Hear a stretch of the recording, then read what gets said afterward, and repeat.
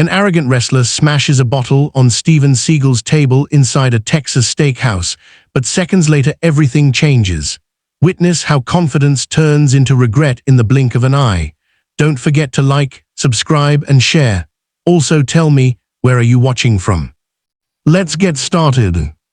It was a chilly Friday night in Austin, Texas, and the legendary Steven had quietly arrived at the Lone Star Grill, a well-known steakhouse famous for its rustic and celebrity guests.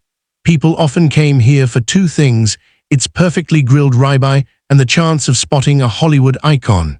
That night, both were on the menu.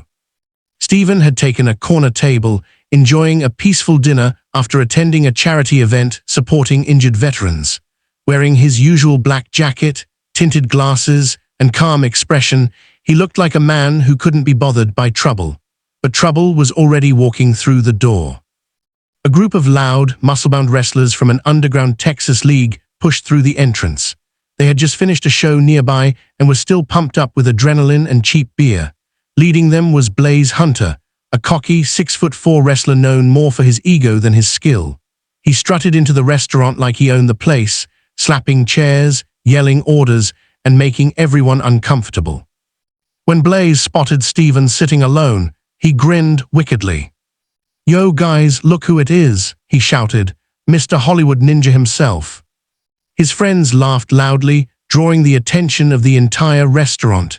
Most people hoped Blaze would leave the superstar alone, but Blaze had other plans. He wasn't just drunk, he wanted to show off. Blaze swaggered over to Steven's table and leaned in arrogantly. "So the rumors are true," he mocked. "You eat real food and not just movie props." Steven looked up slowly, calm as a still lake. "Evening," he said simply. But Blaze wasn't done. "Come on, tough guy," he taunted. "Show us some of that Aikido magic." Patrons held their breath. The staff froze. Steven kept eating, refusing to give energy to the clown in front of him. That only made Blaze angrier. He grabbed an empty beer bottle from a nearby tray, smirked at his friends, and slammed it onto Steven Seagal's table. The sound cracked through the restaurant like a gunshot. People gasped. A waitress dropped her tray. Blaze leaned in even closer, his breath hot with alcohol. "You gonna ignore me now, huh?"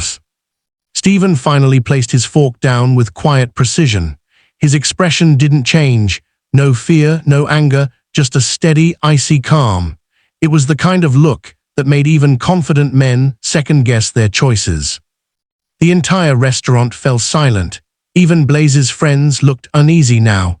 They all knew Steven Seagal's reputation. They knew he was a real martial artist, not just an actor with choreographed moves. Steven slowly adjusted his jacket, then spoke in a voice colder than Texas steel. "You just made a mistake." A chill ran through the room. Blaze swallowed hard, suddenly feeling a lot less brave. And in the next few seconds, everything would change. Blaze Hunter stood frozen, still towering over Steven Seagal's table, but the confidence, the cocky grin, the loud attitude was gone. The restaurant's silence wrapped around him like a noose.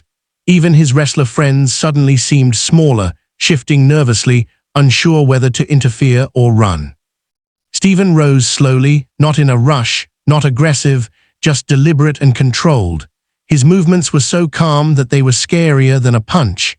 Blaze stumbled backward, tripping over his own boots. "Hey man, relax," Blaze muttered, but his voice cracked. Steven stepped forward, his presence alone enough to make most grown men reconsider their life choices. He adjusted his glasses and tilted his head slightly. "You slammed a bottle on my table," Steven said softly, "and now you're already scared." Blaze tried to regain his bravado, laughing weakly. "I wasn't scared, just messing around, you know, we're all fans here." But nobody believed him, not even his own crew. Before Blaze could speak again, Steven moved. It wasn't flashy, it wasn't dramatic, it was pure, efficient Aikido. Steven grabbed Blaze's wrist, twisted it effortlessly, and swept his feet out from under him. Blaze hit the wooden floor so hard the whole restaurant shook. His buddies gasped. A woman at the bar screamed. The shocked customers stood with mouths open. Steven didn't even break a sweat. Blaze tried to get up, but Steven applied just enough pressure to keep him pinned. No unnecessary force, just precision. Blaze whimpered in pain. "Say you're done," Steven said calmly. "I am done," Blaze cried, tapping the floor like a wrestler signaling surrender.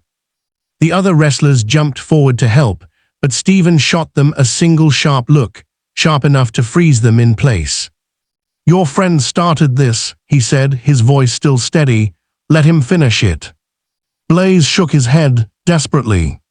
No more, I'm sorry, man." Steven finally released his wrist and stepped back. Blaze rolled onto his knees, clutching his arm, trying not to cry. His ego was shattered, scattered across the restaurant floor, just like the bottle he had slammed. One of the waiters whispered, "Is this real?" Another customer replied, "It's Steven Seagal, it's definitely real."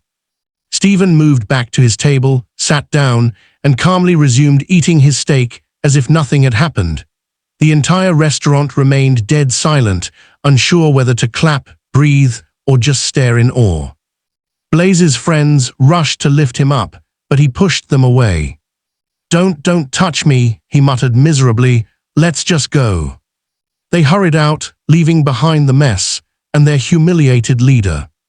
Within minutes, someone had recorded the whole incident and uploaded it.